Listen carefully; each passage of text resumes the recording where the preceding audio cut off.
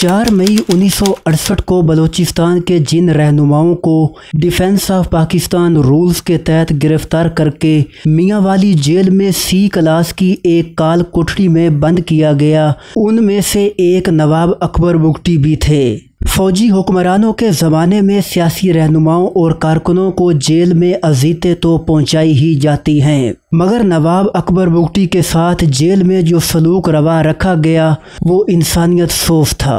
मारूफ मुहक्किक अहमद सलीम अपनी किताब में लिखते हैं, 13 मई 1968 को मियांवाली जेल में दौरे आमरीत के 2 अफसरान बाला ने अकबर बुगटी से मुलाकात के दौरान उन्हें हुकूमत की तरफ से खबरदार किया कि वो बलूचिस्तान की मौजूदा अवामी जदोजहद से किनारा कशी इख्तियार कर लें। जिसे अकबर बुगटी ने मंजूर ना किया तो वो अफसरान बदतरीन सलूक की धमकी देकर चले गए। इसके बाद हर 2 घंटे के बाद अकबर बुगटी की तलाशी ली जाने लगी और तलाशी के दौरान नाजेबा हरकत की बौछार होती। अक्सर रात के वक्त उनकी कोठरी के दरवाजे के सामने उपले जलाकर उनमें मिर्चें डाल दी जाती और जब धुआं उनके कमरे में दाखिल होता तो उन्हें खांसी लग जाती और उनका दम घुटने लगता। ये मकरू अमल हफ्तों तक जारी रहा, जिसकी वजह से अकबर बुगटी की नींद बर्बाद और फेफड़े मुतासर हो गए।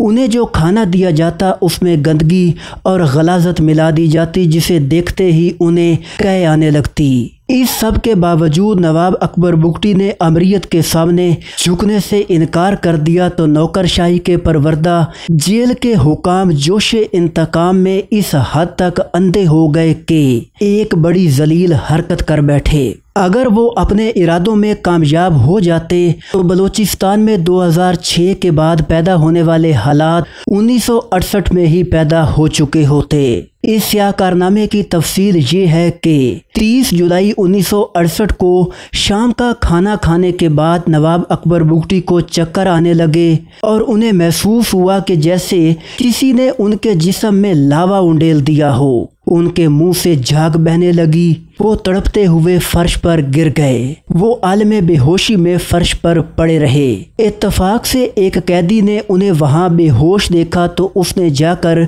एक कंपाउंडर से सारा माजरा बयान किया। कंपाउंडर ने जल्दी से एक मिक्सचर बनाकर इस हिदायत के साथ कैदी को दिया कि वो इसे अकबर बुगटी को पिला दे और इस वाक़े का किसी से जिक्र ना किया जाए। नाजरीन, ये नवाब अकबर बुगटी को जेल में जहर देकर मारने की एक नाकाम कोशिश थी। इस वाक़या के तीसरे रोज जेल सुप्रीडेंट गश्त पर आए तो नवाब अकबर बुगटी से भी मिले। वो जब अकबर बुगटी से मिलकर चंद कदम आगे बढ़े तो अपने साथियों से कहने लगे, यार ये बलोच कौम बड़ी सख्त जान है, इसे यानी अकबर बुगटी को अभी तक फौत हो जाना चाहिए था। हैरत है ये अब तक कैसे जिंदा है, मगर खैर अब ये मुसीबत बहुत जल्द हमारे सर से टल जाएगी। ऐसी हालत में ये ज्यादा देर तक जिंदा नहीं रह सकेगा। ऐसे लोगों को इसी किस्म की सजा देकर तड़पा तड़पा के मार डालना चाहिए ताकि ज़बान दराजी न कर सकें और हुकूमत के दूसरे मुखालफिन को भी इबरत हासिल हो। नाजरीन, जहां एक डिक्टेटर ने नवाब अकबर बुगटी को तड़पा तड़पा के मारने का मंसूबा बनाया, वहीं एक दूसरे फौजी हुक्मरान ने ठीक 38 साल बाद वही काम अमली तौर पर कर दिखाया। ये परवेज़ मुशर्रफ का दौरे हुकूमत था जो बकौल आइन टालबूट बलोच सरदारों की बहुत कम इज्जत करता था। मुशर्रफ के ख्याल में ये लोग बलूचिस्तान में शुरू होने वाले किसी भी तरक्याती मंसूबे की इसलिए मुखालफत करते हैं कि उसके नतीजे में इन्हें अपनी हाकमियत और ताकत के कमज़ोर पड़ने का खदशा लाक होता है। शायद यही वजह थी कि जब मुशर्रफ दौरे हुकूमत में गवादर पोर्ट की तामीर का काम शुरू हुआ तो बहुत जल्द हुकूमत और बलोच सरदार व अवाम आमने सामने आ खड़े हुए, क्योंकि आइन टालबूट के मुताबिक बलोच कौम परस्तों को ये खौफ लाक था कि गवादर बंदरगाह से हासिल किए जाने वाले मुआशी फ़वाइद को दूसरे सूबों की खुशहाली के लिए इस्तेमाल किया जाएगा। ان کی ایک اور شکایت یہ بھی تھی کہ بندرگاہ کی تعمیر کے لیے بلوچوں سے سستے داموں اراضی خرید کر دوسرے صوبوں کے دولت مند لوگوں کو مہنگے داموں بیچی جا رہی ہے۔ اس دوران حالات اس قدر کشیدہ ہوئے کہ 3 مارچ 2004 کو گوادر پورٹ پر کام کرنے والے 3 چینی انجینئرز کو ایک ریموٹ کنٹرول بم دھماکے سے مار دیا گیا اور اس واقعے کی ذمہ داری بلوچ لبریشن آرمی نے قبول کی تھی۔ ناظرین، تب وفاق اور بلوچستان کے درمیان اس کشیدگی کی واحد وجہ گوادر بندرگاہ نہ تھی، بلکہ دوسری طرف مشرف حکومت نے تانبے کا $297 ملین کا سینڈک پروجیکٹ 10 سالہ لیز پر چینی کمپنی کو دے دیا۔ ڈاکٹر اشتیاق احمد لکھتے ہیں، اس کنٹریکٹ کے مطابق بیشتر منافع تو چینیوں کو ملا، جبکہ پاکستان کو اگلے 10 سال تک $5 لاکھ ماہانہ ملنے تھے، جبکہ اس میں سے بلوچستان کو محض $70,000 سالانہ رائلٹی دی گئی۔ یہ مسئلہ بھی بلوچستان اور مشرف حکومت کے درمیان کشیدگی کی ایک وجہ تھا۔ ناظرین، اس کے بعد ایک ایسا واقعہ ہوا جس نے اس کشیدگی کو سیدھا آگ میں بدل دیا۔ ہوا کچھ یوں کہ 2 جنوری 2005 کو ڈاکٹر شازیہ خالد کو ایک فوجی افسر کیپٹن حماد نے جنسی زیادتی کا نشانہ بنایا۔ یہ واقعہ سوئی کے مقام پر واقع پاکستان پیٹرولیم پلانٹ میں پیش آیا تھا، جہاں ڈاکٹر شازیہ خالد سرکاری فرائض کے سلسلے میں قیام پذیر تھیں۔ نواب اکبر بگٹی نے اس واقعہ کو بلوچ غیرت پر حملہ قرار دیا، کیونکہ ڈاکٹر شازیہ خالد بگٹی قبیلے کی مہمان تھی۔ دوسری جانب مشرف حکومت نے اپنے فوجی افسر کو بچانے کے لیے اس واقعہ کو دبانے کی بھرپور کوشش کی۔ تلک دیواشر کے مطابق کیپٹن کو پاکستان ٹیلی ویژن پر اپنا موقف پیش کرتے ہوئے ایک طویل بیان دینے کی اجازت دی گئی اور صدر مشرف نے عوامی طور پر کیپٹن کی بے گناہی کا اعتراف کیا۔ ادھر نواب اکبر بگٹی نے بھی ڈاکٹر شازیہ کے لیے انصاف کے حصول کی کوشش بند نہ کی۔ آئین ٹالبوٹ اپنی کتاب میں لکھتے ہیں، جب فوج نے معاملات کو افہام و تفہیم کے ساتھ حل کرنے کی بجائے بگٹیوں پر لشکر کشی کرنے کی کوشش کی تو نواب اکبر بگٹی اپنی رہائش گاہ ڈیرہ بگٹی کو چھوڑ کر پہاڑوں میں مقیم ہو گئے۔